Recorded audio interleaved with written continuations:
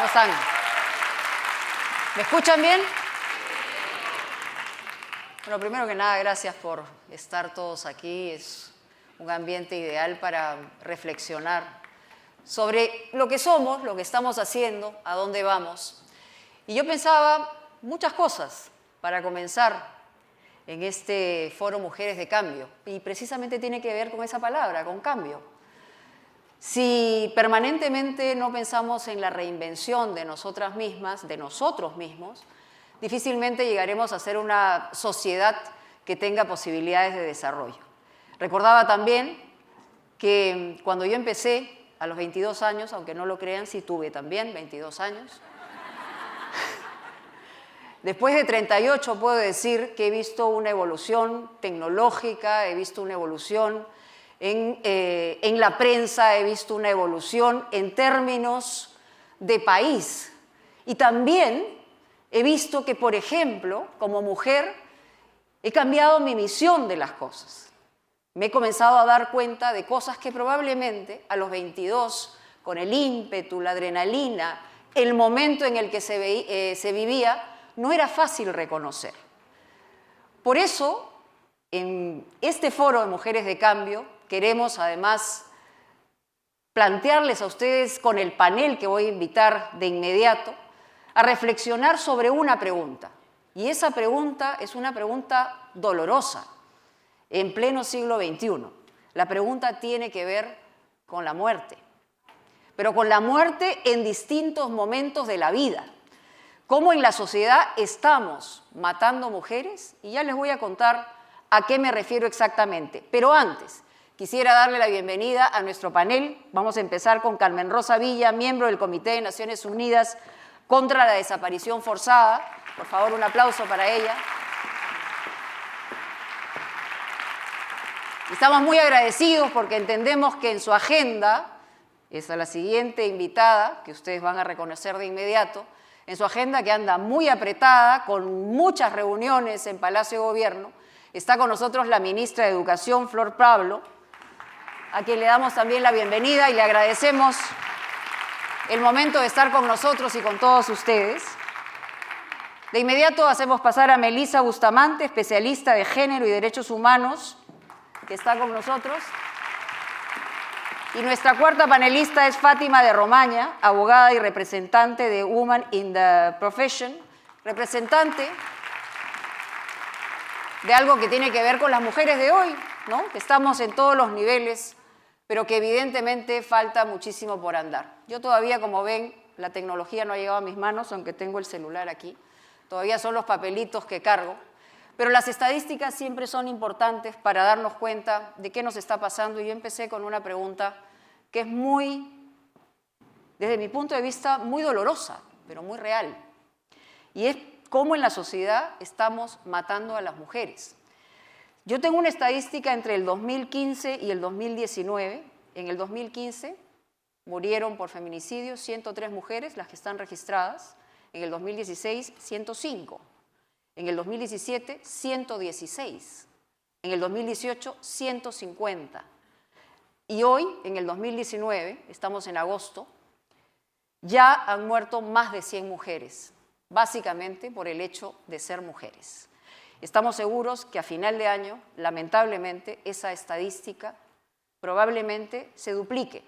Y entonces, la pregunta que nos hacemos es si estamos visibilizando este problema de la violencia de género, estamos discutiéndolo en todos los foros, estamos denunciando en los medios de comunicación, hay mayores políticas de educación, hay mejores políticas en el enfoque de género, ¿por qué nos siguen matando?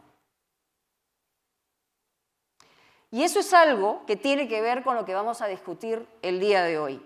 Pero no solamente estamos hablando de perder la vida, estamos hablando de otros derechos que son fundamentales donde comenzamos a perder la vida, porque no la tenemos plena. Por ejemplo, otra estadística que es lacerante es que en el 40% de las parejas unidas, casadas, unidas, solamente utilizan un método de planificación familiar que es o el ritmo o el tradicional. absolutamente falible. Por desconocimiento, en algunos casos sí. Por otro lado, es porque se repiten hábitos y tradiciones y por miedo a cambiar y a conocer. Las mujeres que no han tenido acceso a la educación probablemente la tengan mucho más difícil, porque el circuito de pobreza va a ser básicamente un círculo vicioso. Y ahí entramos a una historia que se repite en todo el país. Es la historia de una obstetra en el Cusco que conoció a una chica de 15 años. Esa chica de 15 años, su papá y su mamá, su familia, que tenía muchos hijos, le dijeron que tenía que casarse con un hombre o juntarse con un hombre para que la educara, que le doblaba en edad. Evidentemente, eso fue una infelicidad desde el día 1. Quedó embarazada, la maltrataba. Ella logró escapar y la obstetra se la vuelve a encontrar y le dijo que había conocido a otro hombre más joven. Pero la historia se repitió. Este hombre también abusaba de ella, también la maltrataba y también la dejó embarazada. Al final de la historia, a esta chica la asesinó la pareja. Esa es una historia que comenzó no el día que la mataron, que comenzó el día que sus padres la entregaron a otro hombre para que la educara. Y eso es algo que parece lejano probablemente en algunos niveles del país. ¿Cuántas veces hemos escuchado en una familia, oye, ya yo tengo dos hijas más para despachar? ¿Lo hemos escuchado o no lo hemos escuchado? ¿En broma y en serio? Y esa es parte de la mirada que tenemos que empezar a reconocer en nosotros mismos. Hablábamos de que quien no es capaz de reinventarse, se muere en el camino. Quien no es capaz de revolucionar su propio acceso a la información, no va a tener una oportunidad en la vida.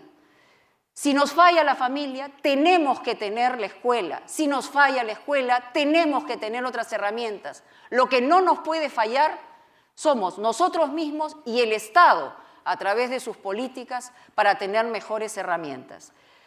Con esto quiero cerrar y quiero darle la oportunidad a Carmen Rosa, que ella me decía que es hecha en Arequipa y nacida en Lima.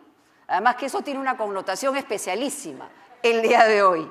A propósito, ayer, feliz aniversario para los arequipeños que están acá. A los huanuqueños y a los piuranos también, por supuesto.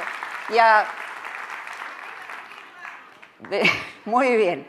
Miembro del Comité de Naciones Unidas, tenemos unos minutos para que ella reflexione sobre muchas cosas que son importantes para mirar la vida de una manera distinta, empezando por nosotros mismos. Adelante, por favor. Gracias. Muy buenos días. Perdona, deja que te ayudo, porque sin micrófono vamos a... Esto es en vivo, suelen pasar estas cosas. ¿Ah? Ok, vamos a ver. Perdónenme ustedes, que aquí tenemos... Ok. Solución. Un aplauso para... Perfecto. Listo. Muy buenos días, repito, ahora con micro y con voz fuerte. Muchas gracias por la presencia de todos ustedes aquí hoy. Y estamos en Mujeres de Cambio, pero queremos hombres de cambio. Queremos que cambien los hombres. Por lo tanto, mujeres de cambio con hombres de cambio, podemos hacer la diferencia. Y Mónica preguntaba algo, ¿cómo nos está matando la sociedad? Y nos mata cuando nos trata como objeto y no como sujeto de derechos. Nos asignan roles, nos dan responsabilidades, tenemos patrones culturales en las que nos relegan y nos tienen como mujeres sumisas, débiles, que cumplimos un rol en el hogar dedicada siempre al rol de ser madres, cuidar a los niños, cuidar a los ancianos. Mientras que a los hombres se les asigna otros patrones, el patrón de la superioridad, la diferencia con las mujeres, el sexo fuerte, el hombre fuerte, y por lo tanto lo que hacemos a lo largo de nuestra vida es generar brechas, discriminación y, en consecuencia, violencia.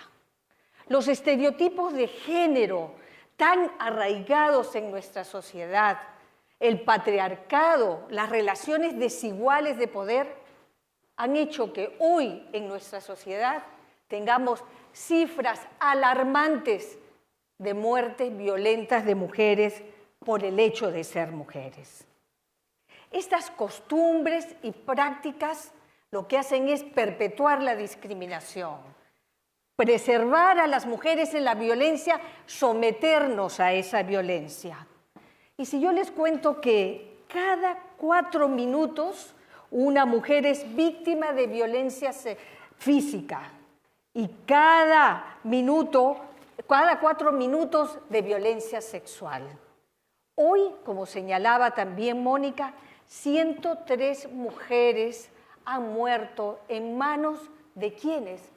De sus parejas, exparejas, esposos, convivientes y exconvivientes, pero de la manera más atroz, de la manera más brutal, ahorcadas, acuchilladas, quemadas. ¿Quién no recuerda el caso de la señorita Ágreda? ¿Quién no recuerda la forma en la que en un bus de manera pública y frente a otros pasajeros, esta mujer fue quemada y en consecuencia días después muere? Hoy día el perpetrador está sentenciado. ¿Cuántos sentenciados por estas razones tenemos hoy en el país? ¿Cuántos? 2. Creo que es impresionante el cúmulo de muertes porque los casos no se resuelven en un día, no se resuelven en 6 meses, los procesos se alargan. Y aquí creo que es muy importante también, aunque no me gusta mucho usar las cifras, pero son reveladoras de una realidad en nuestro país. En el año 2018, 2.344 niñas entre 7 y 14 años fueron madres. 1.856 de los padres de estos niños fueron adultos, mayores de edad. ¿Qué significa? Estas niñas fueron víctimas de violencia sexual, fueron violadas. ¿Dónde están esas niñas? ¿Qué pasó con su ciclo de vida? ¿Siguen en el colegio? ¿Tuvieron que truncar sus sueños, su futuro, para ser relegadas a ser niñas, madres de otros niños? Esta realidad que nos golpea y que nos lleva a pensar, ¿qué hacemos? ¿Cómo hacemos ese cambio? ¿Qué significa ser diferentes? Y estos sueños, como el que contaba ahora Mónica, de esta niña de 15 años, que termina asesinada, dejó la escuela, tuvo la oportunidad de cumplir ese sueño, esa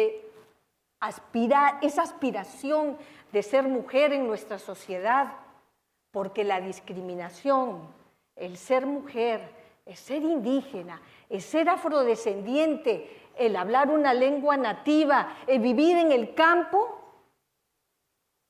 profundiza y hace más difícil a las mujeres y a las niñas cambiar esa realidad. Ese sueño quizá que tuvo esta niña de ser una profesional, de cumplir el sueño de poder tener una empresa, de poder ser inclusive política. ¿Dónde se fueron? ¿Dónde están esas mujeres? Esas mujeres que hoy día no tienen voz y que nosotros somos las voces de esas mujeres que hoy día no hablan porque las mataron. Creo que es muy importante además relevar que la violencia sigue teniendo como fuente la discriminación estructural que impacta en el desarrollo social, económico y político. Las políticas que hoy tenemos que son muy importantes y hay que reconocer, hay avances, sí, hay decisiones desde el Estado para cambiar esa situación. Pero las políticas son el resultado del diagnóstico. Es decir, no son el fin en sí misma, son el principio de aquello que queremos cambiar. Y es obligación del Estado rendir cuentas de cómo se está avanzando, decir dónde estamos y qué tenemos que cambiar, cuáles son esos obstáculos que nos llevan a revertir esa situación. De allí que quisiera cerrar con 3 aspectos fundamentales con las colegas y las panelistas que hoy nos acompañan. La prevención. Tenemos que trabajar en prevención en 3 áreas importantes. La educación integral con enfoque de género para acortar las brechas y las desigualdades entre hombres y mujeres. Ejercer nuestros derechos sexuales y reproductivos, que las mujeres, las niñas puedan decidir cuándo, cómo, con quién casarse, cuántos hijos tener y qué métodos usar. Y por último, para las que ya no hablan, pero sí tienen hijos, familiares, que claman porque se haga justicia, garantizar el acceso a la justicia libre de estereotipos y de prejuicios, romper el círculo de la impunidad que perpetúa la idea de que matar, violar, acosar es permitido. Quisiera cerrar con una palabra. Vivir libres de violencia, señoras y señores, es nuestro derecho, no es caridad. Muchas gracias. Muchas gracias, Carmen Rosa. Y bueno, empezamos con el panel y vamos a darle la palabra a la ministra de Educación. Y yo, al momento de este planteamiento, que efectivamente no se trata y no debería tratarse de sueños, sino debería tratarse de igual oportunidad de acceso a la información y tener claro que somos dueñas de nuestro presente y de nuestro destino. La única posibilidad es tener la información a la mano y la buena información, porque ahora hay un bombardeo de información que puede generar muchísima confusión. En términos, desde el punto de vista mujer, sociedad, política, digamos, cómo enfocamos los momentos clave de la vida de una adolescente o una mujer que determina la posibilidad de estar o sentenciada a muerte, porque aunque parezca duro es la palabra, o tener la posibilidad de romper el círculo vicioso. Sí, bueno, creo que todos, el diagnóstico es durísimo y creo que esa situación nos duele como país, ¿no? A hombres y a mujeres. Pero desde la educación, a la vez reconociendo ese rol transformador, porque esa es la esencia de la educación, cumple un rol transformador, nos hace mejores personas, pero a la vez no es cualquier persona. En este caso es un ciudadano, una ciudadana, una persona con derechos, una formación integral que incluye efectivamente una educación libre de estereotipos. Creo que estamos en un momento bien particular como país, ¿no? Hemos vivido en general las últimas semanas un orgullo nacional por nuestra diversidad cultural, nuestra biodiversidad, pero a la vez creo que tenemos que sentir, así como sentimos con fuerza nuestro orgullo, una indignación muy profunda que nos lleve al cambio, porque tenemos que hacer frente a esos estereotipos que históricamente, y comentamos en el previo, son estereotipos milenarios.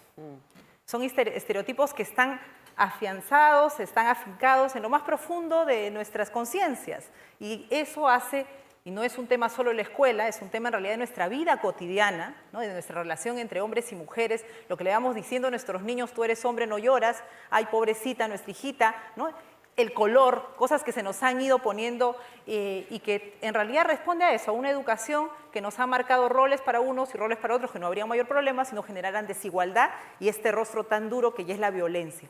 ¿Qué se hace frente a ello? Hay políticas públicas, el Estado tiene que tener una acción. ¿Cómo se llenan esos vacíos que se ponen en evidencia cuando hay un circuito, digamos, cultural, atlético, deportivo, que nos genera orgullo, pero por otro lado nos deja en el aire, exacto, sin piso? Entonces ahí aparece, y el Estado tiene un rol garante, y el Estado se pone en realidad ahí por encima de las ideologías particulares, de las creencias y de los miedos. Y en este caso la educación, con ese nuevo currículum altamente mediatizado por su cuestionamiento, Tenemos 7 enfoques que hacen esa formación integral, pero uno ha sido el que ha generado esta molestia, esta indignación y este rechazo, hay que decirlo así también, afortunadamente de un grupo minoritario, pero que ha tenido una fuerte presencia en diferentes ámbitos. Entonces ahí ha pasado el currículum una serie de cuestionamientos, pero ya está. Ha pasado la vía judicial, ha pasado la polémica, ya está y tiene...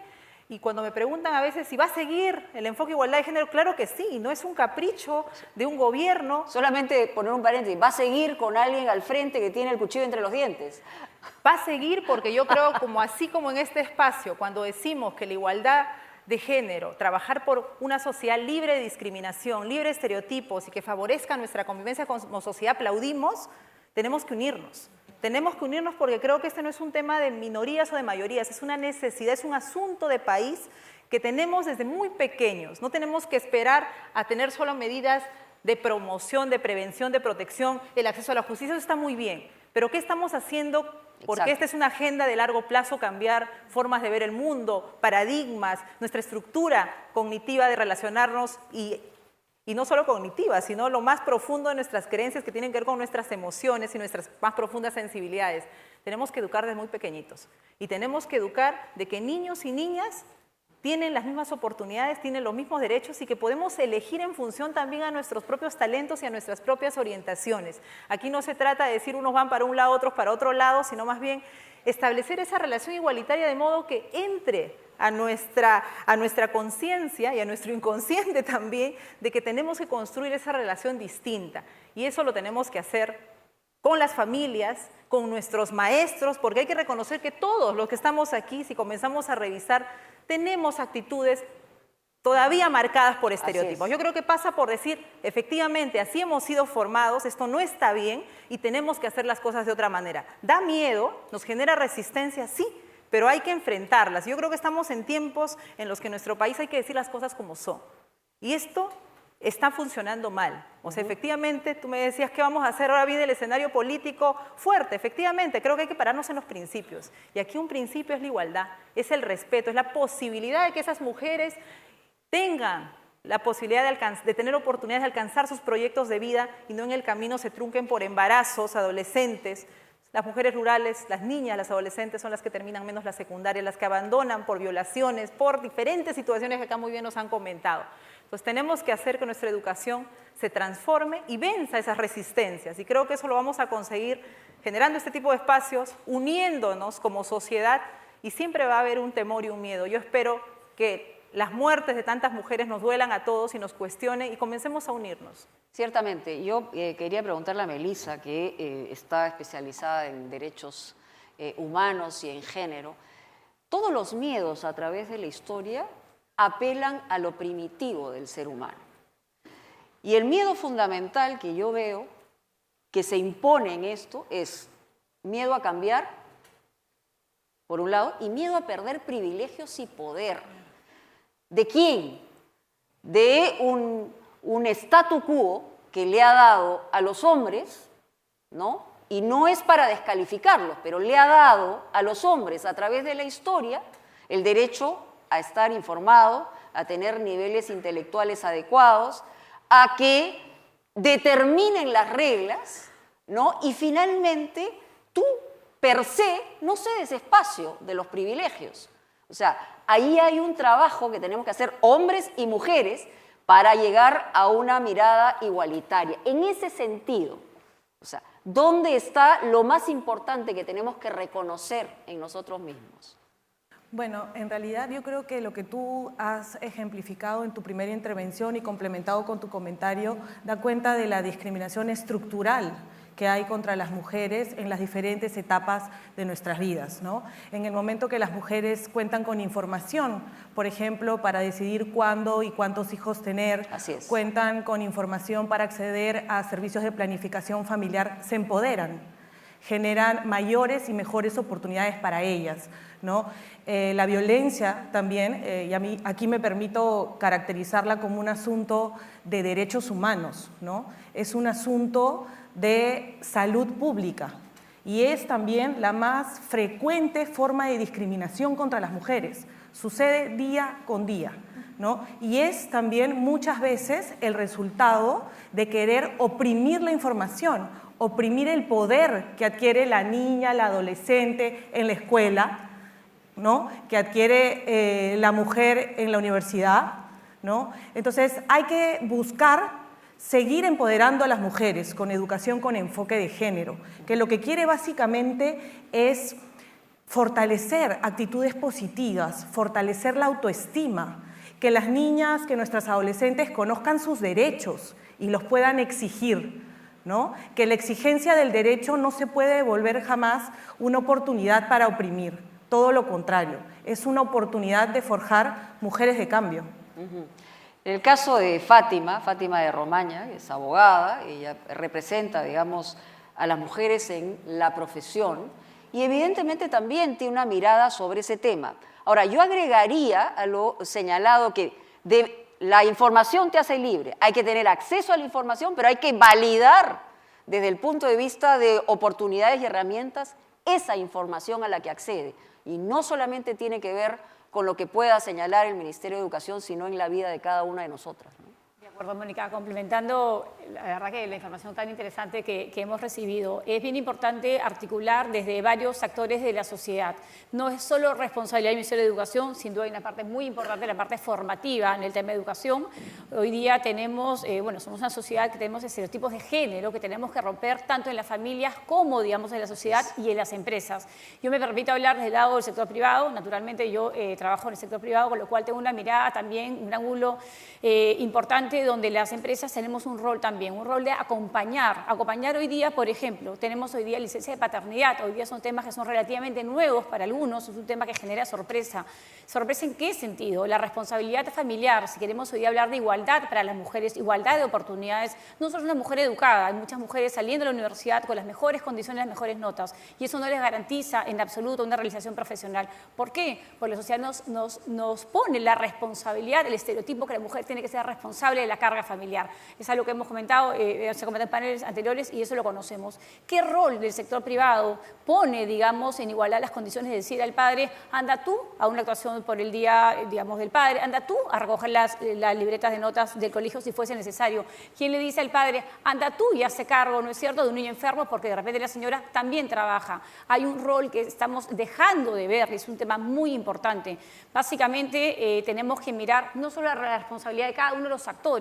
El sector privado tiene una responsabilidad muy grande y está en manos del sector privado educar a sus propios trabajadores. La educación es permanente, la educación no termina. Un niño mal formado, mal educado, con valores que vienen tradicionales, ancestrales, claro, tenemos muchas razones. Reiterativos, pero hay un espacio en el cual cada uno de nosotros entra e ingresa. Y la cuota y el valor del respeto es algo sumamente importante. No hablamos de respeto por el hecho de ser mujer, hablamos de respeto a la persona. ¿En qué momento nos hemos encontrado en la historia que hombres y mujeres somos diferentes? ¿En qué momento nos hemos creído ese cuento histórico, por supuesto, con razones fundamentadas que tenemos menores capacidades? Hemos visto a las mujeres en el deporte, hemos visto a las mujeres en el lado intelectual, hemos visto, no había espacios donde las mujeres no tengan una presencia. El asunto es que hay que visibilizar los problemas y el sector privado tenemos la responsabilidad de igualdad las oportunidades para hombres y para mujeres. Naturalmente la educación es la base de todo. Una vez que la educación hemos dejado de ese lado, vamos al lado del sector privado, que es la actuación que tenemos que hacer todos, como digamos, tenemos que accionar como sociedad todos, Mónica. Bueno, yo estaba pensando en este momento que muchas veces los dichos de las abuelitas funcionan, pero también son mitos, ¿no? Dice, cuando venía un niño al mundo, en general, niño o niña, decía que venía con el pan bajo el brazo. Pero en el caso de las mujeres, vienen con responsabilidades bajo el brazo, ¿no? Y más bien los hombres vienen con privilegios bajo el brazo. Entonces, eso es lo que tenemos que emparejar en el piso para tener iguales oportunidades, pero empieza pues del día cero.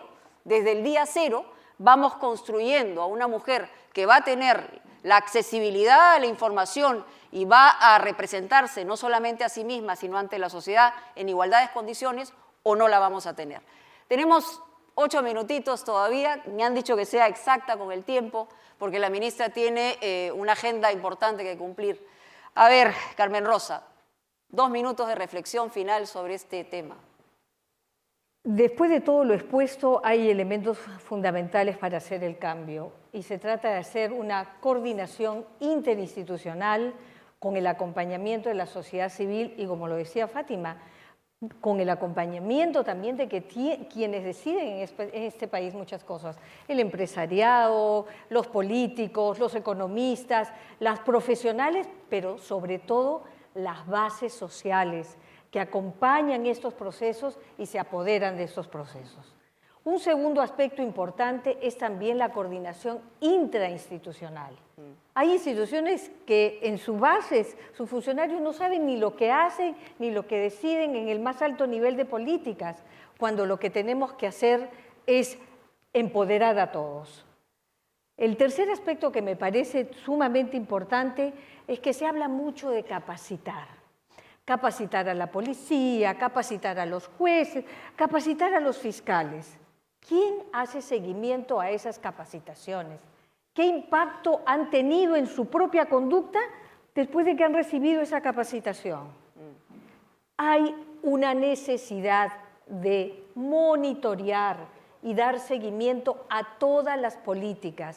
Tenemos leyes, políticas que no se implementan. ¿Por qué? ¿Qué hay que cambiar? ¿Dónde dirigirnos?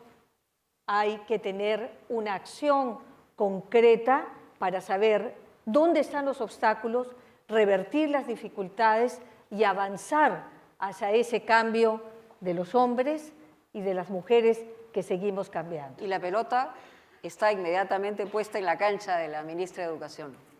Sí, definitivamente, pero a la vez la educación es tarea de todos, así es que está en la cancha el ministerio y el ministerio se pone efectivamente adelante en primera fila a defender estas políticas, pero a la vez necesitamos del concurso de todos los sectores, de los diferentes, los medios de comunicación, por supuesto, también comunican un tipo de relación y un tipo de estereotipos que hay que comenzar a mirar.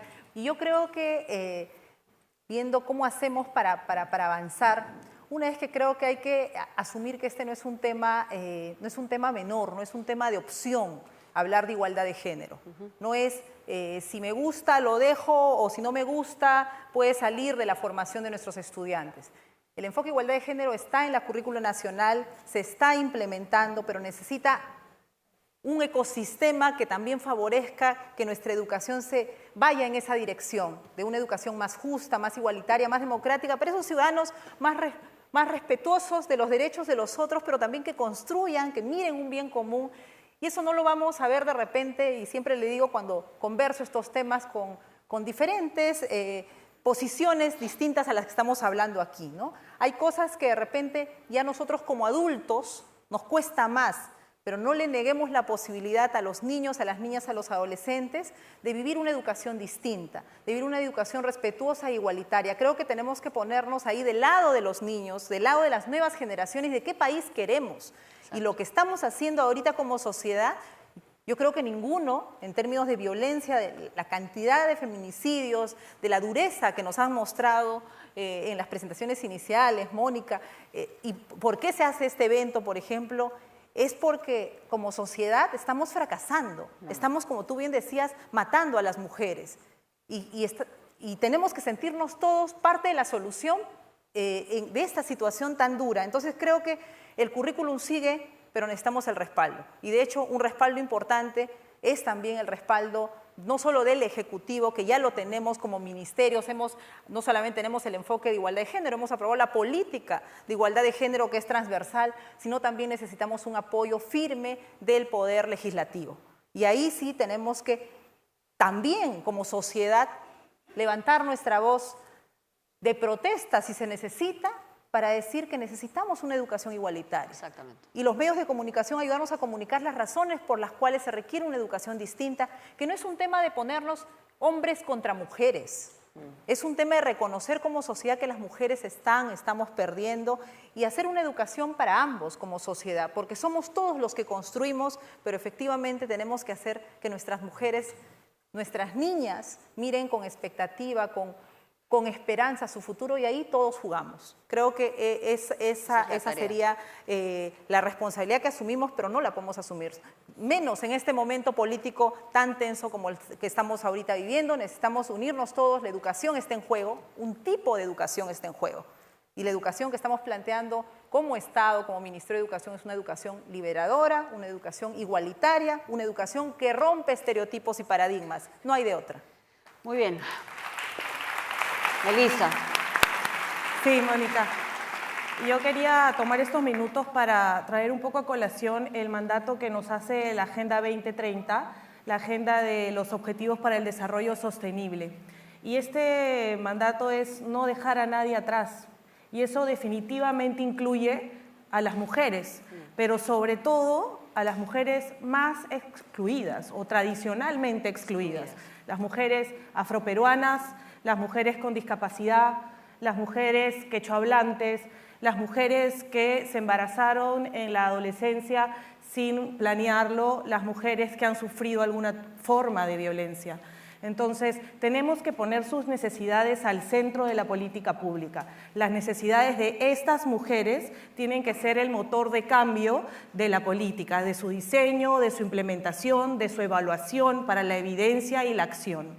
Sin ello, realmente no vamos a poder lograr el tan ansiado desarrollo sostenible, ¿no? Sin las mujeres no hay desarrollo, tampoco este será sostenible. Evidentemente hay un sector el más vulnerable, pero una cifra que es lacerante es que de cada 10 mujeres, 6 han sido violentadas de alguna manera. Y 7 de cada 10. Estamos hablando del 70% y estamos hablando que es un asunto transversal.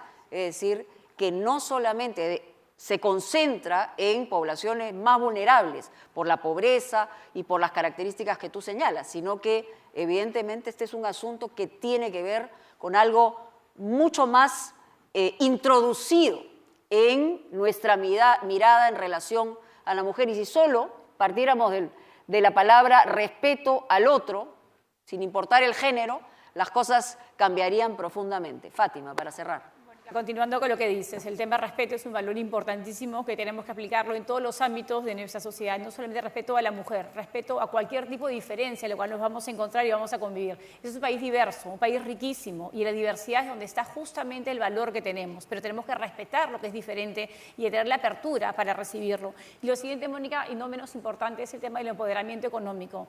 Yo creo que es un tema crucial, si bien se han hablado de varios temas a lo largo de esta mañana, no deja de ser importante, es una mujer preparada, una mujer formada, una mujer que tiene la capacidad económica para decidir, toma decisiones correctas. Si tiene que salir de un círculo, digamos, defectuoso, solamente va a poder salir con una formación de una manera técnica o profesional que le permite tener independencia. Gran parte del arraigo al tema de la violencia forma parte, en gran medida, por la no independencia económica de las mujeres. Es un tema también fundamental. Hay muchos temas para trabajar, pero cierro con esto, Mónica, y muchas gracias. No, muchas gracias a ustedes. En realidad, ustedes son las que nos generan estos ángulos de reflexión y evidentemente hay temas que son mucho más profundos que en 40 minutos es muy difícil de abordar. Pero en primer lugar, la posibilidad y además el agradecimiento a RPP por darnos esta oportunidad de salir de nuestras burbujas informativas, ¿no? Que aunque son muy dolorosas en la mayoría de los casos, nos introducen en una discusión que es cómo mejoramos como sociedad. Y eso hay que reconocerlo con claridad. RPP está sumamente comprometido y todos nosotros también. Muchísimas gracias a todas.